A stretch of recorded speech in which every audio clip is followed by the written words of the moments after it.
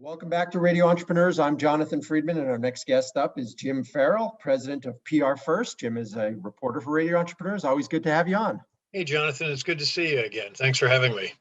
Excellent. So in a world of uncertainty, we're going to talk a little bit today about how clients ought to position themselves and what they ought to be looking at with regards to public relations, and Sure.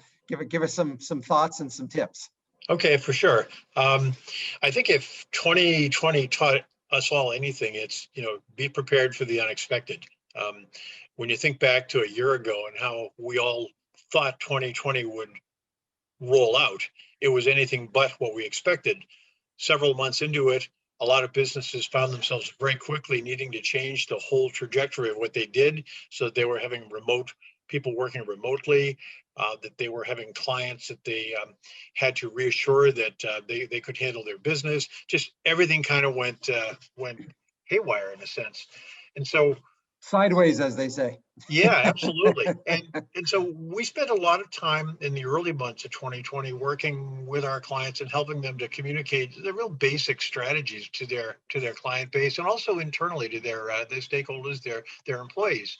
And at first, the messages were, we all wash our hands, we all wear masks, we all separate by 6 feet. So there was a lot of initial communication about reassuring people that the companies were doing what they needed to do.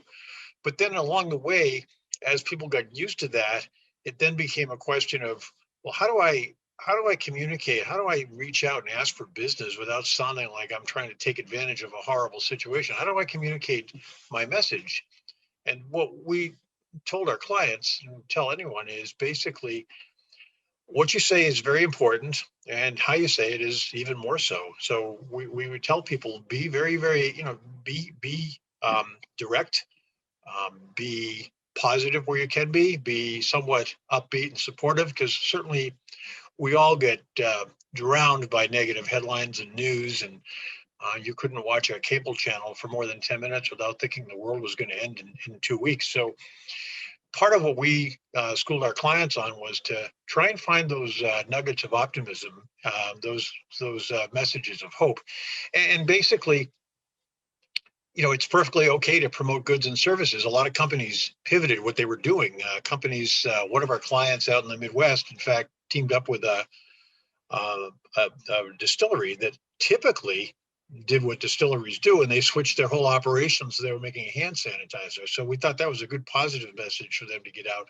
So basically, we're advising people to communicate and show what it is that you as a business offer, how you communicate it, how do you reassure the public that you are in business, and what do you do if there are rumors swirling around and there is negative news and there is uncertainty? And that's the part where we began to talk more and more with our clients about develop some sort of a what if plan if you need it. Develop some sort of crisis communications plan so that you've got it if you need it.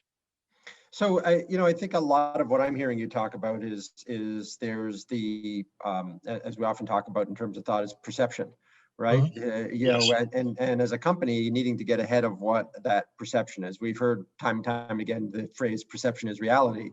Mm-hmm. And so whatever your client's perception is becomes their reality. And what we need to do in the context of all this uncertainty is project and tell that story of what reality is. In order to have people not panic, whether it's in the first context that you talked about, which is, in the workplace, safety, we're driving those initiatives to make sure that people can feel comfortable. And then the second piece to your client base, whatever that client is, we're open for business, and this is how. But going that step further of telling that story and making sure that the people on the customer and client facing front are comfortable with that.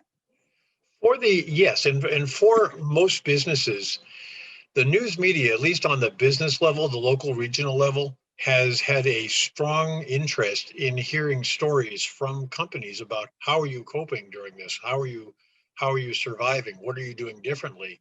And it's a great opportunity for businesses, if they have the ear of receptive media. It's a great opportunity for them to share their story and perhaps to inspire other businesses to follow suit, and also for what the goal of any PR campaign really is. It's a good way to increase their visibility. It's a good way for them to break through that clutter and be the one that's being read about or listened to, or just to make themselves stand out.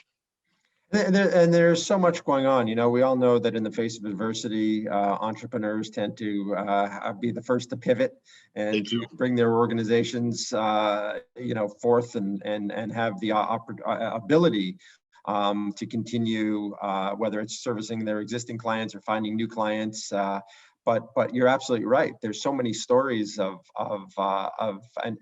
what I'm seeing, and you can probably corroborate this, is a lot of profiles of companies who have done just that, have pivoted either their delivery method or their customer base or their service lines, service and products, etc. Mm-hmm. So. You would always. You might not notice it if you think a lot of the coverage of COVID is by its nature negative, but the news media, particularly the business media, has always been very interested in hearing those success stories, those how did I overcome this story, and probably now even more than normal, because of COVID, but also just in general.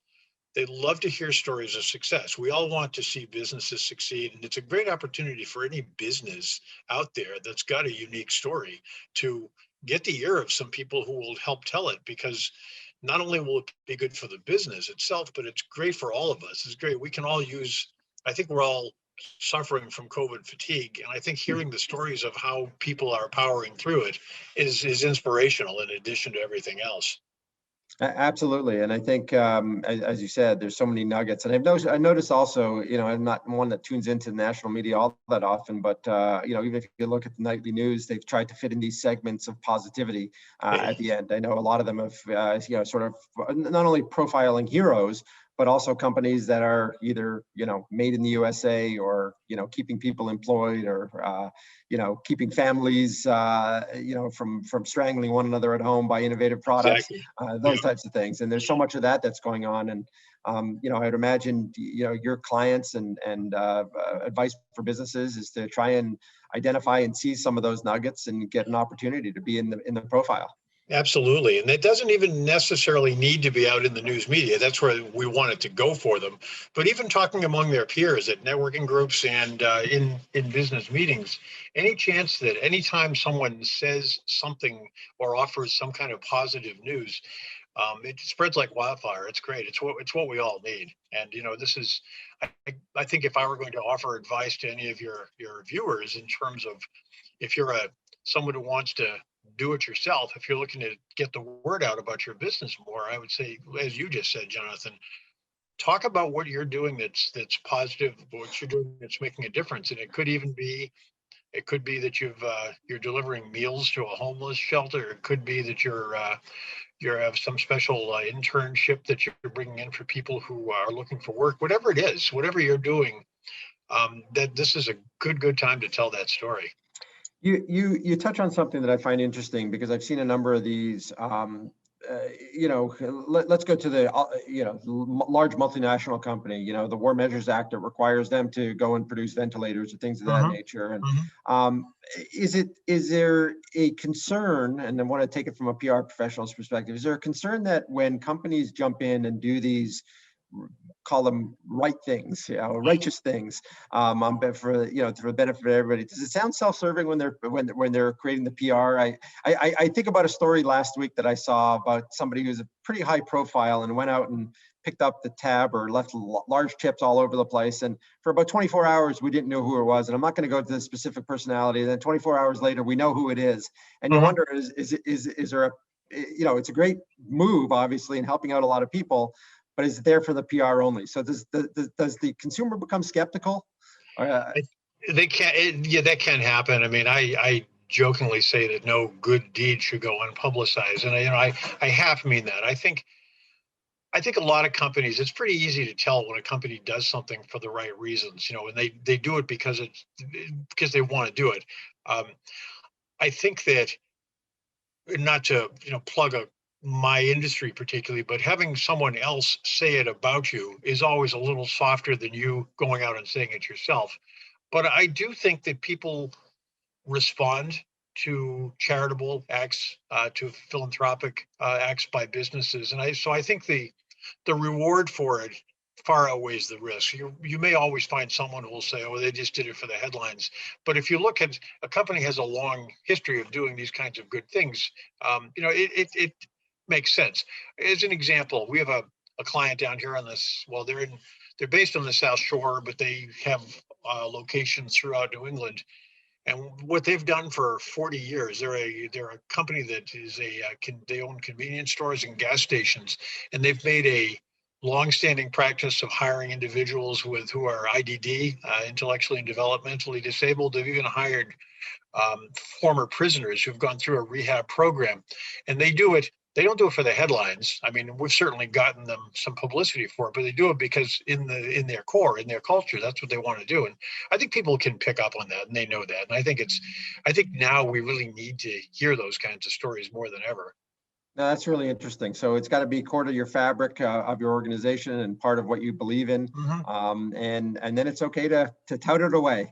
I think so. Absolutely. I would agree with you. Jim Farrell of PR First, always a pleasure to have you on. And thank you for bringing some great advice and guidance for our listening audience. Oh, thanks, Jonathan. I appreciate it. It's good to see you again, and have a great day too. Excellent. Jim, if people want to reach you, what's the best way for them to get in touch with you? Best way, I'll give you a phone number. That's 617-429-7990. Once again, 617-429-7990. Our website is prfirst.com. My email is jfarrell, JFARRELL @prfirst.com.